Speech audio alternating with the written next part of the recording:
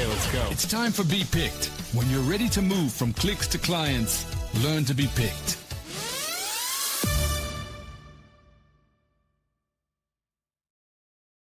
Welcome to Be Picked, the podcast where we talk about professional service providers and how you're going to actually get yourself out there and build your practice. Today, we are talking with Nathan Boz, and he himself is a serial entrepreneur who's actually sort of lived life in the trenches. He's done this over and over, and he's going to share his insights with us today. So, Nathan, welcome to the show. Lovely. Thanks for having me, Andrew. Great to be here. Great. Thank you. Thank you. All right. So as I said in the intro here, we've got listeners who are professional service providers and others who are trying to either build a practice or, make their practice better, bigger, stronger. And today that means you got to understand how to be online. You got to understand social media. You got to understand websites, blogging, and it's not just being online, but you have to be found online, and you don't have to just be found online, but then you have to build up the credibility so that people will actually pick you versus the other 10 million people they found online. So SEO, in my personal opinion, it's an important piece, but it's not the be all end all. So tell me about your experience. What have you found in your experience that is helpful, meaningful, important, and what have you found that is not so worth your time? Yeah, cool. Well, as we mentioned, serial entrepreneur, I've been involved in a bunch of businesses, so up to about 19 different businesses in lots of different industries, from health to property to food, restaurants, weight loss programs, all sorts of things, bookkeeping company.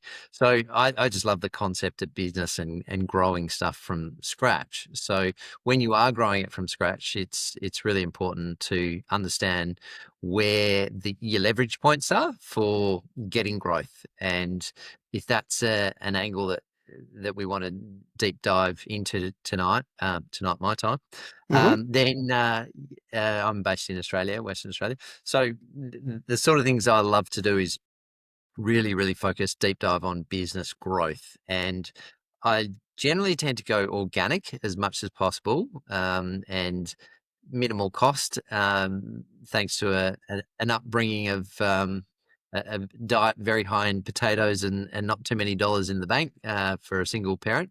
So that's, as they say, when you lack resources, it's time to get resourceful. Love So it. I've done a lot of marketing strategies over the years that have been very much on the smell of a oily rag, and had to find ways that could grow businesses quickly. Mm-hmm. Always find if you don't grow quickly, if you don't get sales very fast when you're in that startup phase, I personally become very discouraged and tend to drop it. So I need those sales coming in. So I do a bunch of different strategies, do a lot of outreach, do a lot of direct messaging in social media, do a lot of email marketing, all very cost-effective methods. And one of my favorites is doing joint ventures with people. So a JV is a fantastic strategy that allows you to plug into someone else's database overnight and access a warm bunch of customers that are already trusted Mm-hmm. by their people that have created the database list, and then just hook into those sort of strategies. So I actually was involved in a book with Tony Robbins and Brian Tracy where I shared a concept of business growth through these sort of strategies, and also dopamine stimulation for business growth, because I Wow. like to bring that into the business day. So yeah, Wow. quite a bunch of strategies. So there's man, we could do a whole series of podcasts on all those things. So let me pick one place to start and start there. Um, Joint ventures you mentioned were very productive for you. Tell us an example of what types of things have you done, and how would someone go about even thinking about structuring something like Joint ventures are just amazing. They are the most attractive, sexiest kind of marketing that you can do for your business, I think, anyway. So, and the good thing is you can do it. It's all down to creativity. You want to find the first thing you want to find is an aligned customer network or a customer group that into what you're into, but definitely not in the same category that you're doing. So you don't want to go, for example, if you're, let me think. So if I'm in the restaurant business, which I am, I don't want to go to someone else who also is in the restaurant business and then try and utilize their customer database. I want to be thinking outside of the box. I want to be maybe going to a school and saying, here's a beautiful big network of people and they all eat food, which most people do, thankfully, and which is great for business. And but what type of school are you going to? So we want to position ourselves to a school which has the exact same database that we would want, our ideal customer. Where does that? So it's really a question of thinking, where does that customer hang out, and getting super creative, because the more of a tangent you can go without a straight line, the less competition there's going to be. So if I'm Right, going to a school as a restaurant, then there's absolutely zero competition. There's no one else generally will be doing that. right. So yeah, finding the your ideal customer, where do they hang out, and identifying that. And then the next step is to come up with an absolutely mind-blowing offer, and the offer is absolutely essential. The stronger, the more powerful the offer, the more opportunity you have to get a result. So Uh-huh. again, it's kind of thinking outside of the box. How do we create an offer good, so strong that it becomes very hard to say no to, almost absolutely say yes to, and impossible to ignore. So that's and everyone struggles with the offer. I find it Right. can be, people go, oh right, well let's give them 5% off. Now that's not worth getting out of bed for. No one's interested in that. So finding an offer that's great, and I don't like to discount. I like to maintain as much margin as possible. So Uh-huh.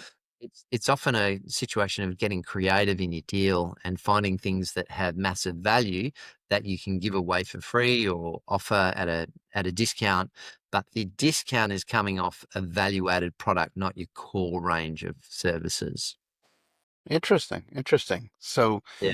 um, just summarizing this and translating it into my brain for a second. Um, Reaching out to the right types of person to partner with translates to me into, let's say we've got a real estate attorney and they're going on a LinkedIn.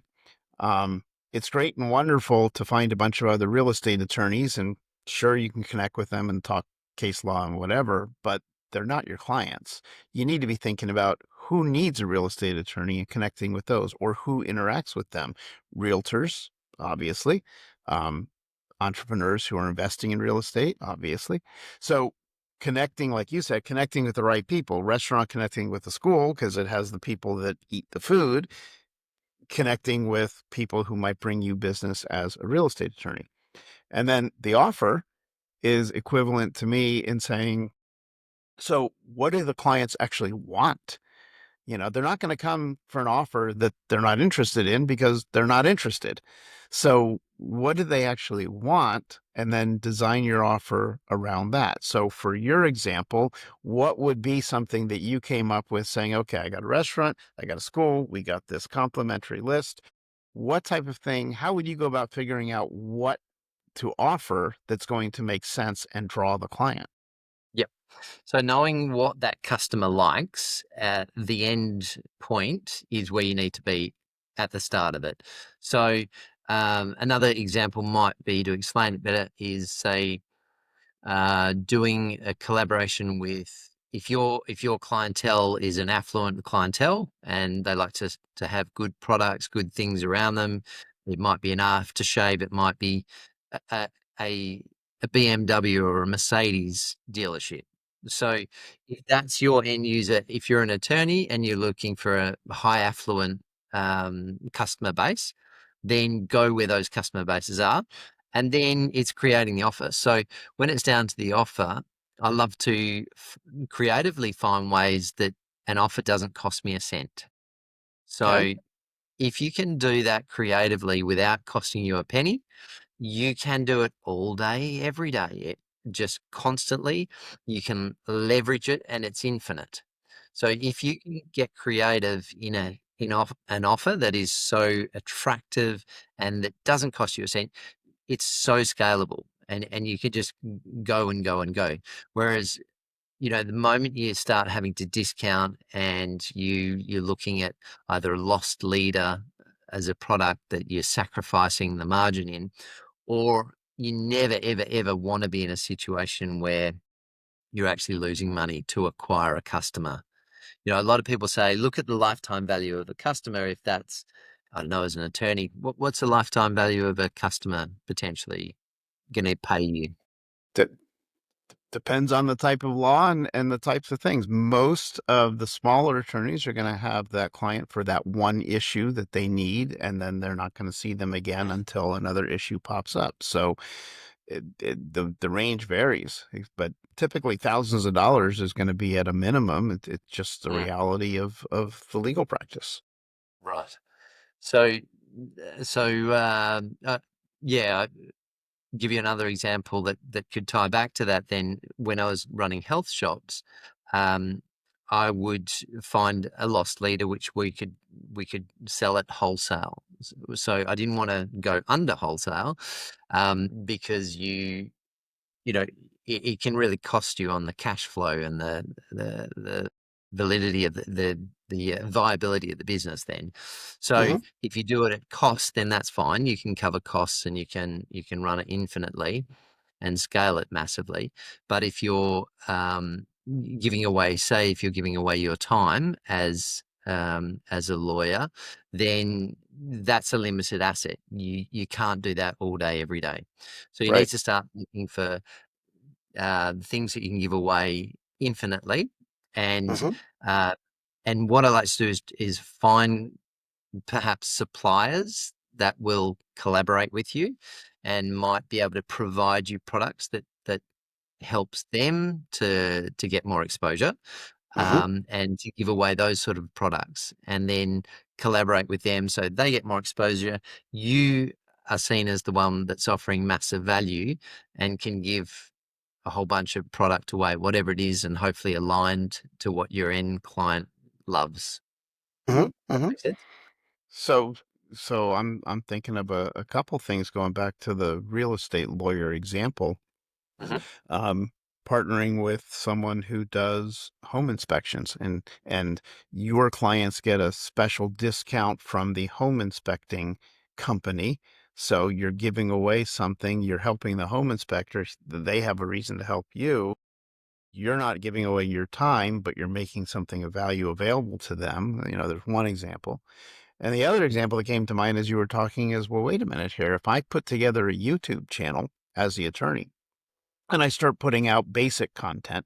Obviously, I'm not going to advise on a particular case, but if I put out basic content about issues that people run into with real estate law or whatever, um, not only am I giving something free to the clients, but it's evergreen, it's perpetual, it goes to unlimited numbers of clients. It builds my credibility, builds my trust, and does it take me a little bit of time to do? Yeah, it takes me a little bit of my time to do, but look at it'll pay off forever. There's no Correct. Yeah. limit to it. So Beautiful. those are just some ideas that came to my head as you were talking about this. 100%. Yeah, absolutely. Those evergreen value add positioning statements that just give people and it's got to be real value, because it's easy to just rattle off something that is, you know, we don't want to come from the marketing perspective in that stage. We don't want to be just trying to create another sale.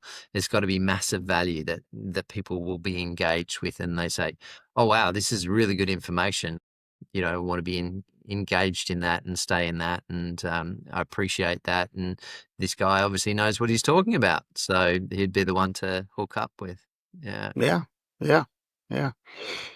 It's just, marketing and all these things still come down to the real basic fact that you have to be seen and you have to be known as the beginning of anything, because you may do great work, you may have a phenomenal restaurant, but if nobody knows that it exists, or Right. nobody's had the opportunity to try it, or nobody's, even knows what type of food you serve, then, how do you expect to get the customer?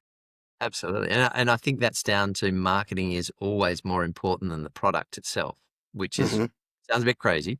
But I mean, when you think about it in the world of, say, burgers, does McDonald's have the best burger in the world? Most would probably say no.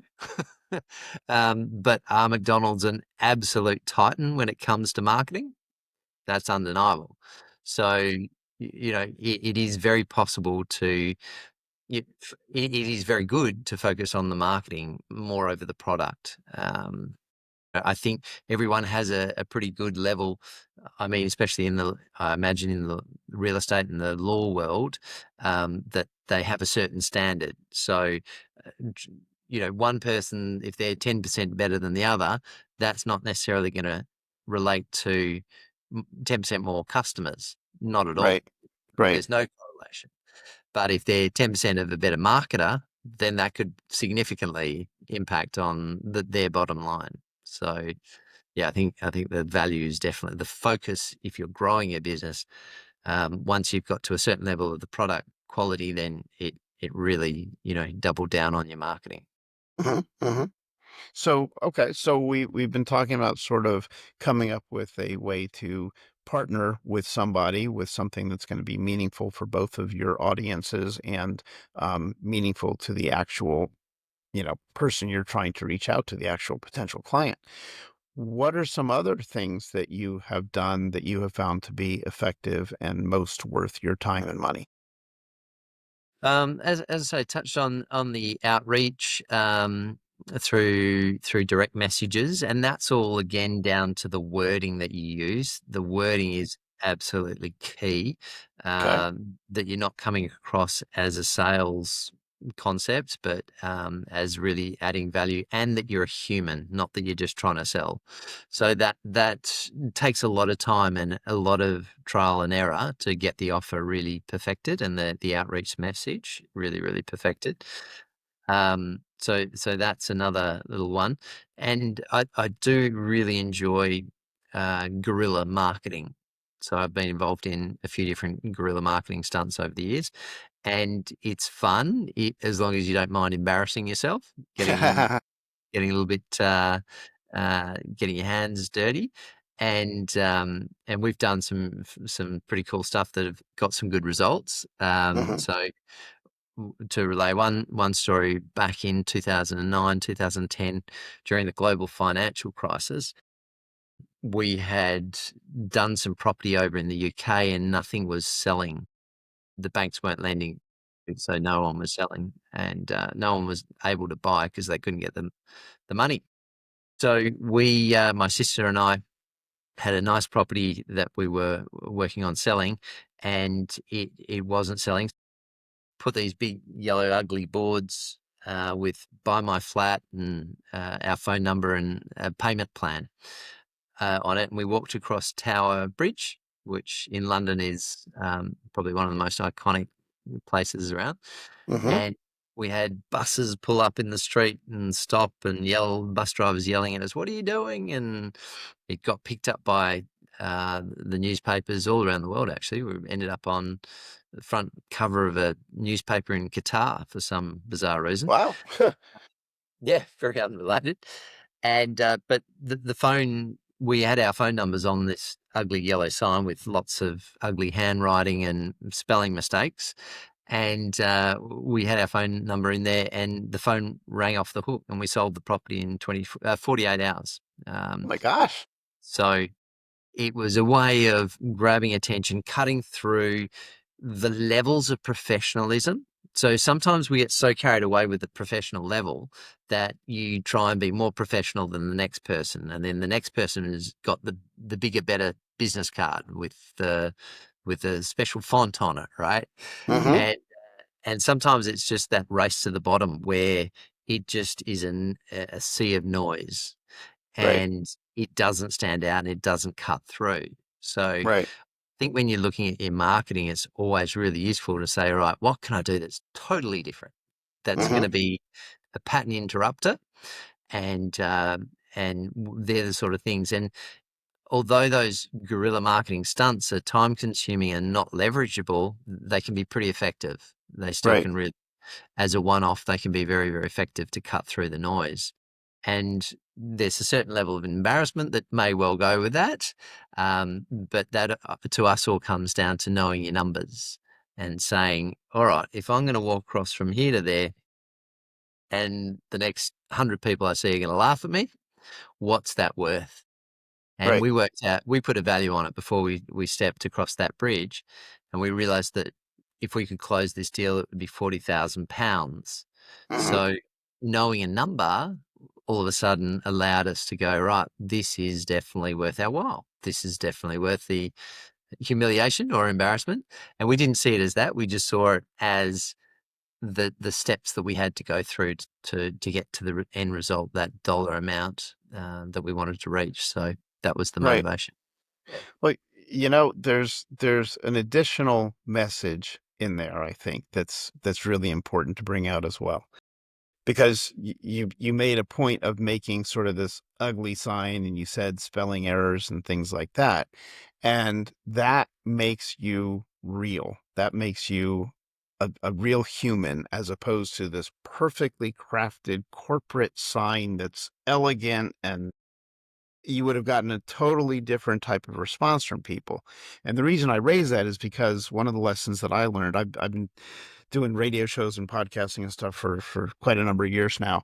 And one of the things that I learned early on was, when I started out, and this is the important message for the professional service providers, which is, yeah, if you're going to do your work as an attorney and you're going to file a brief in court, sure, you want it to be the best it can be.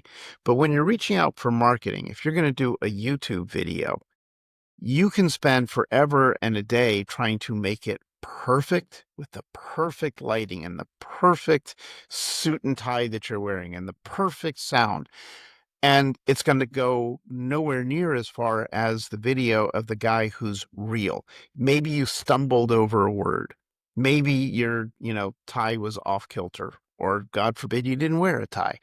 The more real you are, the more that people can connect with you as a real person, the better and the further your message is going to go. So, people who watch my videos and things, they may notice a little glitch here and there. And it's not intentional that I made the glitch, but it's intentional that I left the glitch. Us. Yeah. Yeah. That authenticity is just so key because it's so rare. No one sees it these days. We're all in this pretend world of the Instagram Ferrari, and let's rock up on our bikes, guys, and our push Right. bikes, and sell from there, and just be real with people because I think they appreciate it. Yeah, yeah. Yeah. And I bet, in your businesses, and you mentioned the restaurant and all, I can just tell just by talking with you that you're that sort of personable, approachable guy, so they can, they don't feel afraid to say something to you. Maybe something didn't go well in their meal. Maybe they had a suggestion for something they thought they could improve. They might be scared to say that to a lot of people, but I bet you just give across the air that you're more open to um, being personable with people, and that's an important thing for people to be able to feel comfortable with you, because it means they're going to come back to you. Yeah, yeah, there's a lot, particularly a lot of psychology. Andrew, you're into that side of things. So, um, I actually studied on a guy who was involved with Alan Pease, who was one of the original founders of body language. And there's a real science to that, and there's a real ability, that you can learn to connect with people instantly, particularly when I was in the health industry and I was serving people in the health shops and pharmacies, and it was all about, like, I always try and train my team about connecting within the first 30 seconds. to make a real connection, to build trust. We've got to do it immediately. And often it's a big smile and a joke, it's just saying something that breaks the tension immediately. Other times it's just about getting straight into the problem, like so much so that we're ignoring the salutations of the hello, good morning, how are you, how's the weather? Well, no one really cares. They're not here to talk about the weather. They're here to get a result. So I'll always train my team, right, what are they looking at on the shelf, and launch straight into that and the benefits of that, and then ask a question. So there's a real technique to it, and there's a lot of body science and body language that you can learn. That just jump online and see what everyone's doing, because there's some great stuff that really helps, and that comes down to the selling concept as well. Like, we have to be amazing salespeople, because if we can sell, it's all it's like the McDonald's not having the better burger, but having the better marketing strategy. Well, likewise, we need to have the ability to sell the sizzle, Mhm. and these sort of tools can really help with the conversions and the sales, if we can bring them into the mix. Right, right. Yeah. And you mentioned the golden word there of trust. It's really, when you think about it, at the end of the day, what are you doing with all your marketing and outreach and everything? Yes, you're getting seen and all these things, but ultimately you're trying to build that credibility with people. You're trying to make sure that they feel comfortable with you, that they trust you, because then they're going to want to do business with you. If you come across in a way that you're cold, or you're um, uh, too corporate, they're not going to feel so comfortable, depending on who the client is. And this gives me a brief opportunity here to just simply mention that I have been working on a book that describes all of this in terms of, from a psychological perspective, what happens in the beginning before you build trust. What's necessary to happen to be able to build trust? I actually call the book Left of Trust, and it talks about Oh, all the awesome. things that happen before people get to trust. So the book is not out yet. It will be out. I'll be mentioning it on future podcasts and on my website if you're interested in the book. But that was just a little aside. But it's where I've been doing all my research and writing. Excellent. Yeah, it is absolutely key. Breaking down those barriers, building instant trust. You got to build that very, very quickly. And obviously, more exposure over time is great, but sometimes you got to really work on shortening that time frame that you can build the trust in, because people need often results yesterday. So getting them on board is pretty essential pretty quickly to build that trust. Uh-huh, uh-huh. Yeah. Let me go back to one other thing that you mentioned. You mentioned the DMs that you would do, the direct messaging. Um, can you give us, we only have about 2 minutes or so left in the show, but can you give us a sense of who are you messaging and what are you saying to them that you found to be effective? Yeah, with the direct messages, it's really good if you can have something in common with that person. Um, there's so much rhetoric around standard lines, like you'll see people reach out to you and say, "Oh, I saw that your business does XYZ." So they've researched you for like 0.0001 of a second, and they're trying to use that to come across to you like they've actually put a bit of an effort into their marketing. Well, that just doesn't cut through anymore. People see through that, and AI can do pretty much that in a second. So you've got to be very, very aware of being authentic. That is number one in your outreach. It is a little bit challenging to do outreach on scale at this stage, although AI is getting better, and we use some software that which you can record a video and then it changes the name of the person with AI as you're speaking, Huh. and that to a level is good, but still not massively effective. It takes it up a notch or two. But I guess when we're really reaching out, it's all about authenticity and being human and not being from a company. Like, I am reaching out to you direct as a human being, and people just love that because we're so used to being sold to now.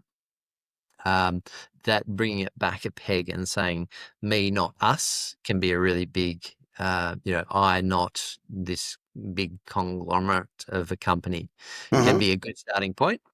And just finding a connection, a real connection. So, I just recently reached out to a university and connected with all the directors of this university, and I threw into it different names that I knew they were connected to, and got some really good responses. Booked some meetings, and we're about to do a bunch of business together now. So I think that sort of strategy where they know someone that they know can be really good, or you imply that you know that person that they know. So you have some sort of a connection. So people feel bad if they ignore you when you've got a mutual contact. That can Right. be quite a good strategy.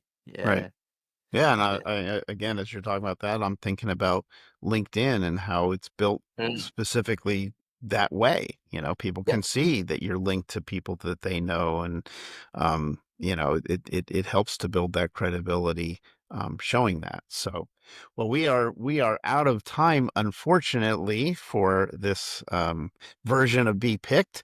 But Nathan, I'm going to give you sort of the final word here. Any closing thoughts that you think would be helpful and meaningful for our audience? I think just focus on that.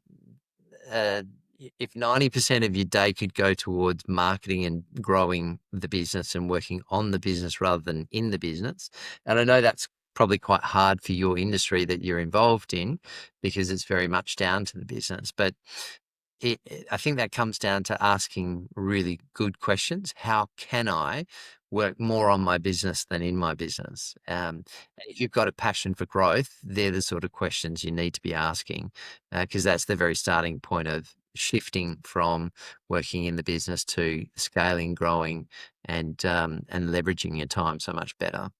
Right. Right. Well, I really appreciate that. And for those of you listening, we appreciate you joining us here on Be Picked. We've got a lot more episodes coming with a lot more great information from people like Nathan and others. I do want to encourage you to visit the Be Picked website, which is www.picked.com,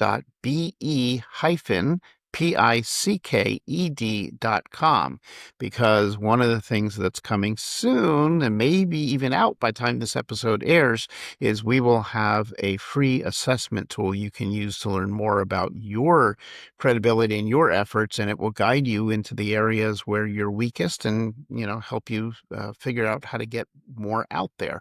So this has been Be Picked. I'm your host, Andrew Kolsky. We'll see you on the next episode. Thanks, Ed. If you are enjoying this content, please like and subscribe. Thank you.